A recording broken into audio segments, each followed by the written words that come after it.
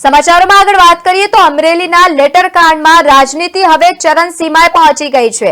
અમરેલીના રાજકમલ ચોક ખાતે કોંગ્રેસે ધરણા પ્રદર્શન કર્યા। પૂર્વ વિપક્ષ નેતા પરેશ ધાનાણીએ ઉપવાસ શરૂ કર્યા છે। પહેલા પણ તેઓએ અલ્ટિમેટમ આપ્યું હતું 24 કલાકનું અને સાથે જ તેઓએ હજી રીતે ખુલ્લી પડકાર પણ ફેંકી હતી। રાજકમલ ચોક ખાતે નારી સ્વાભિમાન આંદોલનના મંડાણ જોવા મળ્યા। મોટી સંખ્યામાં લોકો પણ ઉપસ્થિત જોવા મળ્યા। પાયલ ગોટીને ન્યાય આપવાની માંગ સાથે વિરોધ નોંધાવ્યો। અમરેલીમાં જે લેટરકાંડ થયો નકલી લેટરપેડ કાંડમાં રાજનીતિ ચરમસીમા પર પહોંચી ગઈ છે।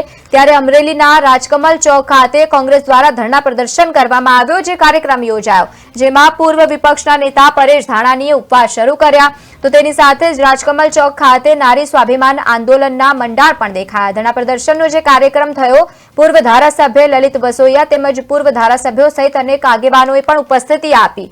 પાયલ ગોટીને ન્યાય અપાવવાની માંગ સાથે આ લોકોએ વિરોધ નોંધાવ્યો।